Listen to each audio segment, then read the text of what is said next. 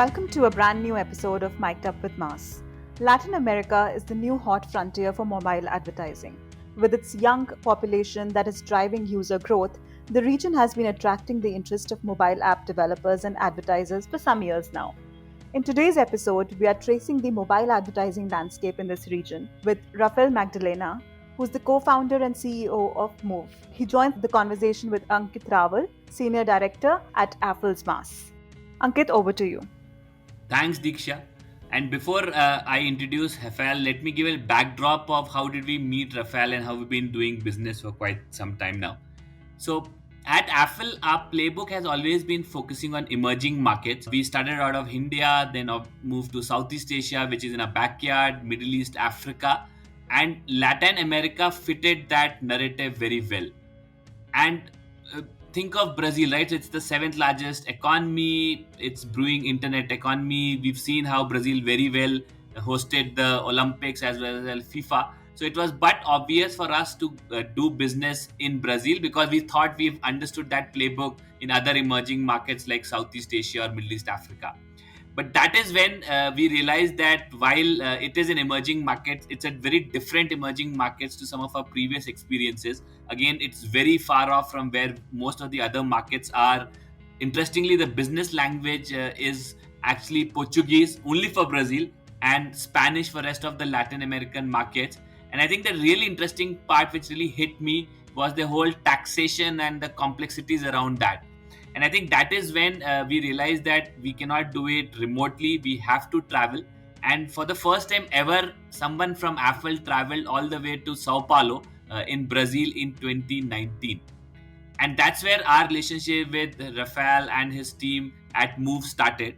And it's been really brewing very well for the last couple of years and going strength to strength. And with that as a backdrop, Rafael, I really want to welcome you on board on our episode for Mic'd Up with Mars. How are you doing today? Great. Thank you, Ankit, and thank you from Affle team. It's very good to talk about a little bit here. Unfortunately, we are not doing this in Portuguese, but I think that we can have a nice conversation here, even in English. Yeah, that's really appreciable, Rafael. So why don't you start a little bit about yourself, your organization, and your background, and what work you do at MUV? Great. We are a mobile. We started actually in 2015. We are a spin-off of a group of companies called FB's Match B2Bs. We are part of WPP Group. This group was sold to WPP in 2011. So MUV officially was founded in 2015, but this mobile department inside FBiz started in 2004. So some years back from the smartphone era, so we used to work with value-added services with mobile companies, with mobile carriers, and then 2010, 2011, we started to do some performance campaigns, and now we have this focus on performance campaigns. We are dealing with more than 20 clients here in Brazil and some places, some countries here in the region. My personal background, I'm from advertising background. I'm an advertising guy, but worked since 2000 in mobile carriers. So now doing mobile advertising is two things that completes my expertise and my background here, because as an advertising guy and with this mobile background is perfect. I entered in 2010 in FBiz to work with Marcelo Castelo. Marcelo is one of the partners and co-founders of FBiz and is partner and CEO of MUV. And then in 2015, we decided to spin off MUV to create a new company to do only mobile campaigns, to do mobile projects, to do mobile market here in the region. Got it. And in full disclosure, actually, we really loved our trip to Sao Paulo. In fact, we loved it so much, whether it was the Cachaças or, as you would know, I felt that we went ahead and acquired a company based out of Latin America, Argentina, Brazil, jump in the last couple of, in fact, less than a month. So our journey, I'll say, whether it is biting a burrito or a cachaça, has been really, really interesting. But for a lot of our viewers who are all over the world, can you tease apart a little bit about the advertising mobile market in Latin America? And again, it's very similar to, say, Africa, where you have so many different continents. Latin America also has Brazil, Argentina, Mexico, rest of the Spanish market. So can you tease apart a little bit about how is mobile advertising growing, how's been the journey and the landscape in the last few years out there? Yeah, for sure, for sure, for sure.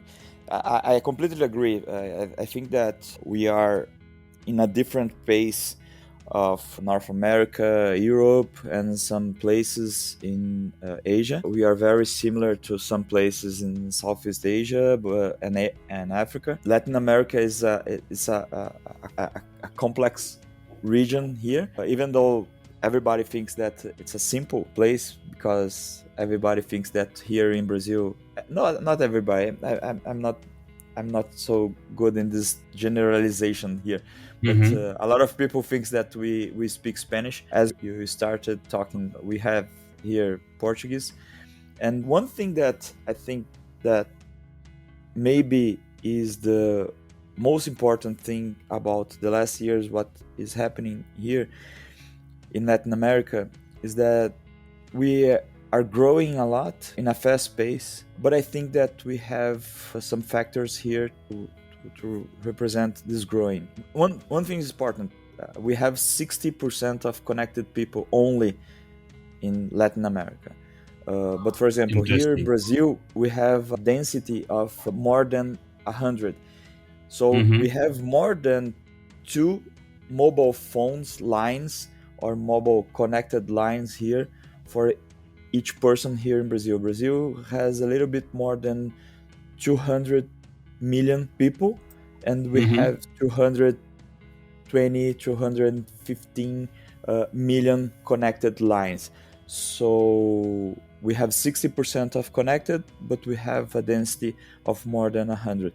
This is more or less the same in other big countries like Argentina. You mentioned about jump, Mexico and Colombia. I think there is the best, the biggest countries here in the region. So what I think that is connecting here and growing is that we have a growing of the technology. So when we started to change from the 3rd generation to the 4th generation of the connectivity, I think a lot of things get better. Another thing is that affordability of handsets. So in some places here in Brazil, it's one common way to buy things is to do installments. So you buy something for 1,000 and you pay 20 installments of 55, for example, or 60. So you have 20% of taxation, not taxation, but on interest. So there is one way to get people to buy things here in Brazil. I think there is the consumer experience and the user experience of the apps. It changed a lot. I'm an advertising guy, and I normally do jokes about engineering things. So we started using mobile phones that were made by engineers to engineers. So if you think about the UX and the UI of phones were not so good. So now you have a better user experience and better consumer experience when you talk about apps. So this is driving other ages and other people to. So it's very easy now to do shopping. It's very easy now to do other things using your phone. So there is absolutely. I remember, like, this would be interesting for many of our young listeners, that before Facebook, there was a social media platform called Orkut. And what was interesting was that Brazilians and Indians were the 2 countries which were really outnumbering people on Orkut, much before the Facebook revolution and the social network revolution. So I agree. I think a lot of Indians and other emerging markets, Brazilian has always been ahead of the curve in terms of digital adoption.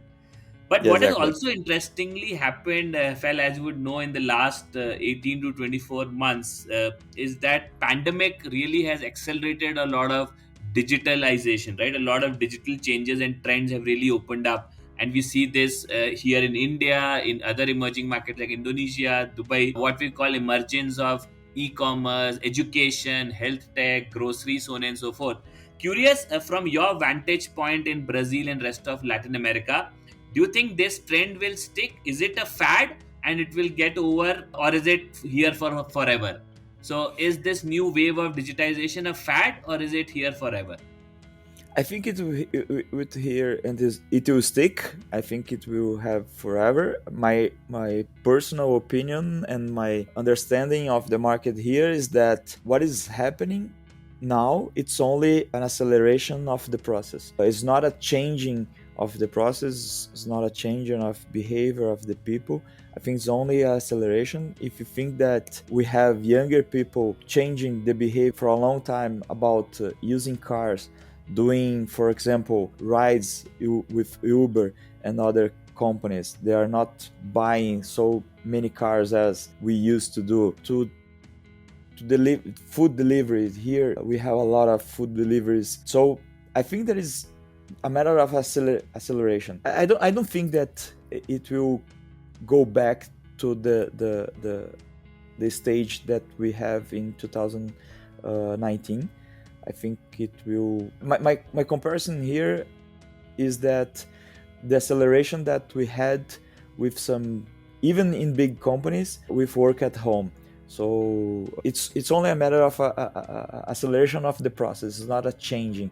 So a lot of companies were doing work at home policies, but now everybody had to do those policies, and now going back to normal, we're gonna see a lot of mixed policies to do work at office, work at home. So I think that the changing of the behavior that we saw in pandemic is it will stick. Yeah, yeah, absolutely. And I agree with you that the verticals that we saw, e-commerce, delivery, financial, loan, here in Latin America, we have, as we have a poor population, there is a lot of loan companies and loan banks mainly. Mhm. They're doing a lot. And games they changed a lot the consumption of games. Exactly. So I think this trend, and you're right, the verticals EFGH, what we call, is definitely here to stay.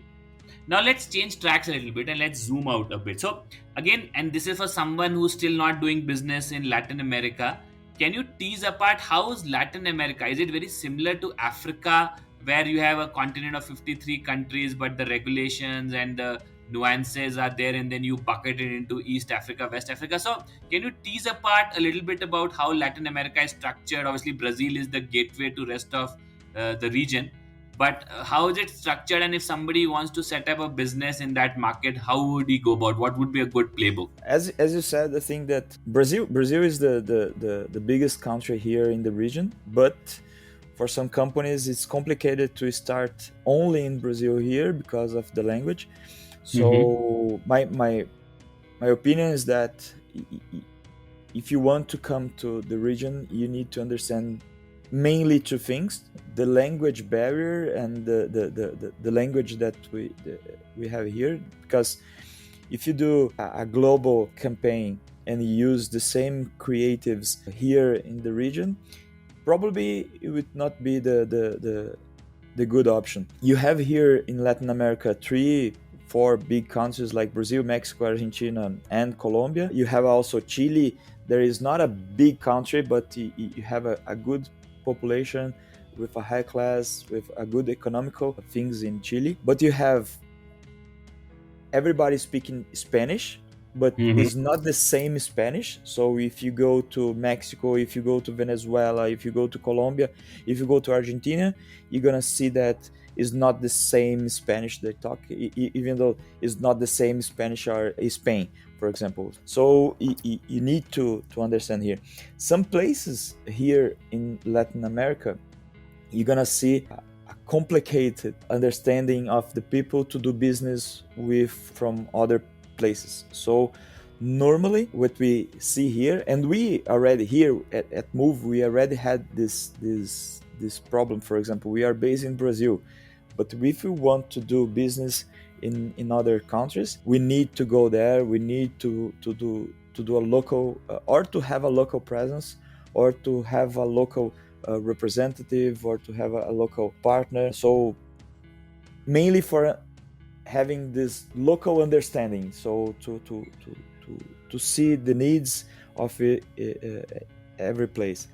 So Okay. another things about the economic is that, again, the comparison with Africa is good, because if you think about the average Latin America, you think there is a low income people, but we have here in Latin America high income people. There is, okay, it's the lowest part, the part of the population that is 1, 2, 3% only, and we have a lowest income people that is too high. So the So I haves don't and the have-nots. exactly, and Okay. the working by the average is not my recommendation, because you will not target the lowest, the base of the pyramid here, and you're not targeting the higher class. So you have to understand where is the target that you have to get the better understanding of the people that you want to work with. Got it. Got it. Actually, this is an interesting segue. I wanted to compare and contrast. So, over the weekend, actually, we witnessed two interesting football finales, right? So, there was Copa America, where we had Brazil and Argentina fighting for that coveted cup. And similarly, there was England, the Euro Cup. But what was interesting for me was that the level of game and like the competitive spirit, the Euro was of a different magnitude, of a different level vis-a-vis what I saw surprisingly for Brazil versus Argentina. So if I juxtapose this with the like the mobile startup ecosystem or the startup ecosystem, can you compare and contrast how is it say for Brazil versus rest of the Spanish market, whether it is Mexico, Argentina? Because even when we think here of LATAM and some of those names you mentioned in the fintech or food delivery or e-commerce, they are very very concentrated in Brazil, but you don't really hear a lot in other Spanish market, whether it is Mexico, Argentina, Colombia. So like we can compare and contrast the football play of Copa America versus Euro. Do you see a similar divide between Brazil and rest of the Latin American markets from a startup ecosystem? I think there is a good comparison about the startup ecosystem and the football and the soccer here. You know that I love soccer. You know that Yeah, we've been exchanging notes as the play was happening, so yeah. exactly. It's not a good time for you to watch the Euro, but even though you're seeing actually the Copa America finals here, but I think that what's happening is that Latin America is somehow complicated to do business. I think that is good to everybody to understand that it's complicated, but if you exceed and if you succeed here, you get nice rewards here. So one thing that I think is almost the same comparison as I saw, that if you take a look at the startup process in the US and Europe, it's a little bit different. So you talk about a lot of companies that we saw coming from US, and not so much companies, so many companies coming from Europe. And I think that the economic, the laws, the regulation, the understanding of the way that every country do their laws and business, it's a little bit different. So when you compare here in Brazil and even other places, Brazil, it's a big place. So we have more than 200 million people here. So if you do a startup, if you launch a startup here in Brazil and you stay only in Brazil, you can do a lot of business only in Brazil, because you're gonna have 200 million people here.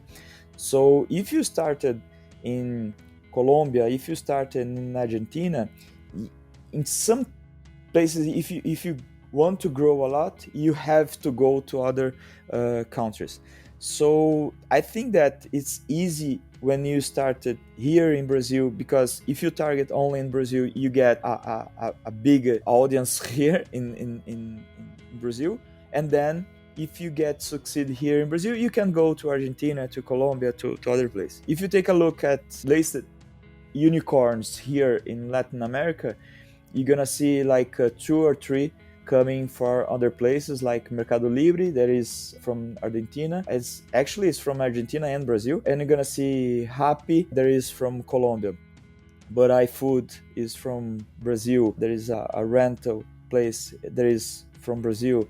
You're gonna see a lot of companies. Logi is from Brazil. So you're gonna see a lot of companies here that is started here in Brazil, and they try to get to other places to get business and to grow their business in other countries. So I think that is the competitive here in Latin America is high, but I think that we are in the early stage of the startup ecosystem. We have to have better regulations, laws, taxations. Even taxation here is a big problem here in the region. I think that you mentioned the beginning, because it's complicated to start a company here in Brazil, and understanding the taxation. Even for Brazilian companies, the taxation it's very complex. So I think that this is one of the main thing that we need to change here to have a better results in the startup ecosystem here. No, absolutely. I think I read an interesting stat that Brazilian companies spend on an average 2,600 man hours preparing taxes every year. So almost 2,600 hours of man hours is spent just to comply with the local taxes, which many a times the local auditors also don't understand. So I think you're right. I think this is a big friction point which sometimes can stifle innovation. Yeah. But let's change track a little bit, Fel, and also go back to your background. As you said, you're an agency guy, you worked in advertising a lot. One of the other interesting trend we are seeing across markets, whether emerging or developed, is this whole notion of what is performance marketing, what is brand marketing is all getting blurred. So previously there were these creative agencies who will come up with wow ideas and that's their job, and then there was performance marketing, which is all about leads or installs or whatever. But more so in the last 12 to 18 months, there's line between them blurring. So curious, do you see a similar trend? How is that shaping up in Brazil and the rest of Latin America? Totally. I completely agree. This is something that we discussed a lot here. Last year, I was part of the Interactive Advertising Bureau here in Brazil. I was president of the mobile committee here, and this is something that is the discussion of the brand performance, the branding and performance campaign, the discussion about this division that we used to have, or actually we still have in some places, that you have to do branding campaigns and you have to do performance campaign. You have to have a team to do branding campaign, and you have to do a campaign for performance campaign. My comparison is that from a long time ago, if you were in a big company, you used to have the marketing department and the sales department, and it was two different things, completely different. So different solutions, different visions, different objectives. And we saw, and we are seeing now, that it's one thing. You have to deliver a consumer experience. You have to deliver a good experience to your user.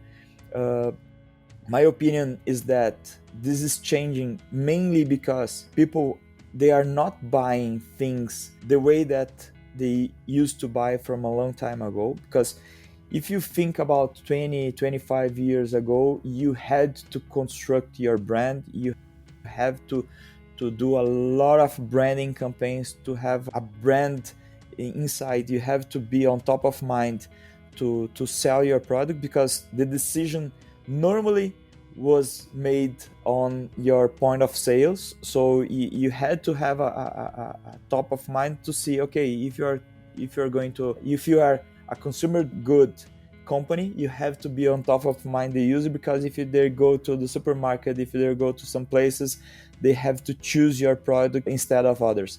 Now the consumption, it's way easier to to the people, so you can choose between or among a lot of products by your hand. So the delivery of the campaigns needs to be mixed between branding and performance, mainly because if you are doing only performance and you don't have a brand awareness, it's very complicated to perform well using a brand in the long term, because you're doing a performance campaign, you can sell in the first hand, okay, but in the lifetime value of this user probably is not the same of the lifetime value of a user that you created a brand experience, you created a consumer experience, you deliver good results in terms of relationship with this client. So I think now, probably in the next few years, we're gonna see this changing of, probably in terms of naming of what is branding and what is performance. Probably we'll go back to communication. Probably we'll go back to advertising. We're not splitting Okay. more the branding, what is branding campaign, what is performance campaign, because by the end everybody has the same objectives, right? You have to sell, you have to deliver good results to your shareholders, you have to deliver good results to your clients, to your consumer. So you cannot have this doing only one thing or the one way. Absolutely. I think I'm really having a fascinating conversation, Rafael. I can keep gulping cachaças and biting burritos, but I know you're a very busy man. So before I let you go, I had few rapid fire questions which could be interesting. So maybe the first one, any quote do you live? I don't have any quote, because I don't have a something that I normally follow for a long time. I just like to live and work with purpose, passion, honesty, and I have 3 kids here at home, and I like to be a good example for them. So any specific quotes, I love a lot of quotes, interesting quotes, but not a specific.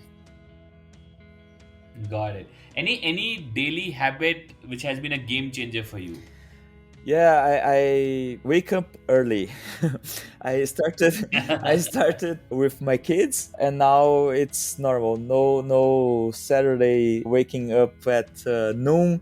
So before 7 a.m., I am already with a cup of coffee, and it's good for the day. It's good for me, and if I'm gonna do some exercise, if I have to study, if I have to do something by beginning of the morning is the best part of the day to do that, because the rest of the day it's normally a confusion for working, for kids, and now working at home with 3 kids doing homeschooling is more complicated. Yes, exactly. No, I can relate to it. And as they say, early to bed, early to rise makes you a man healthy, wealthy, and wise, Yeah. which is perfect for the next question I want to ask you is about being an entrepreneur. You've been an entrepreneur, I'm sure. As an entrepreneur, you've seen many highs and lows. So, do you want to share something? What is exciting and what's not so exciting being an entrepreneur? The exciting is that you have to think from present to forward, from present to the future.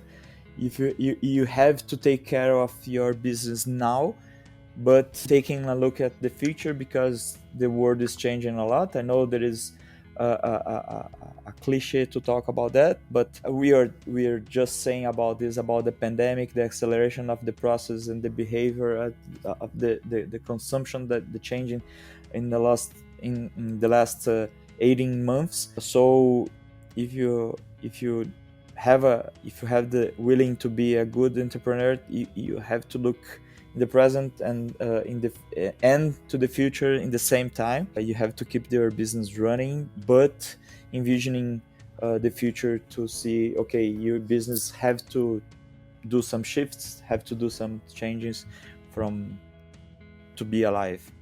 And I think that the worst part is to have all the responsibility. You have to make decisions. Everybody has to make decisions every time. But if you have a company, if you have a lot of clients, you've had a lot of shareholders, you have your employees, you have the responsibility to not only to the business but to the people. So this is the I think the part of the uncomfort of the responsibility to taking care of the business. Exactly. Cool. Any parting thoughts for our listeners? And many of our listeners are app marketers from different parts of the world, and if they are thinking to go launch in Brazil, in rest of Latin America, so any parting thoughts for them? I think that the path is complicated. I like to say that it's complicated, but it's good, because if you only talk about the good parts, okay, you can go here, you can come here to Latin America, a lot of business, get a lot of money. But if I think that you have to think about we are in a connected world, another cliche, but we are in a connected world, even though we have complicated people in terms of economical income, language. You have some challenges here because we have less than 40% of the people here in Latin America, they are not connected.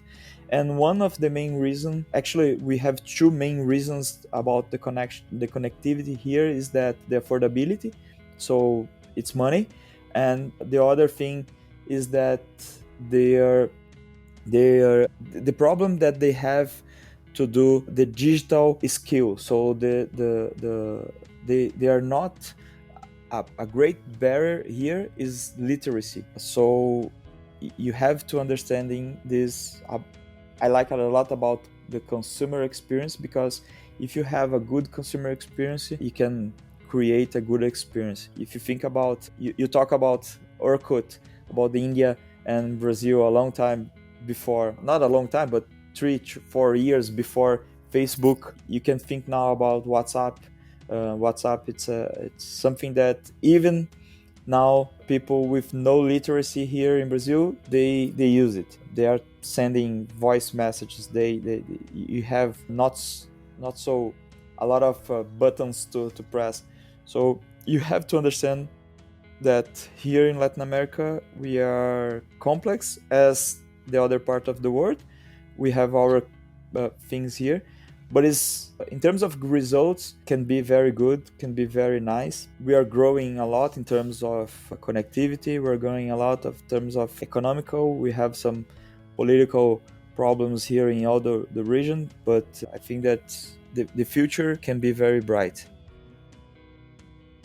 No, absolutely. I think as Affle Mass, we can also vouch for it, and for all our listeners, because of the structural challenges of taxation, language, cultural barriers, the best way to really penetrate Latin America is through partnerships. And Move has been one of our great partners, and together we've been able to penetrate the market both in Brazil and rest of Latin America. So thanks again for such a interesting conversation. I hope our listeners also enjoyed. Gracias and obrigado. Thanks, valeu, and thanks again for the invitation. It was very good to talk with you, and I hope that we can continue our great partnership. And I hope that everybody that is listening this enjoy it, and we are here to help a lot of companies to grow in the mobile ecosystem. Thanks.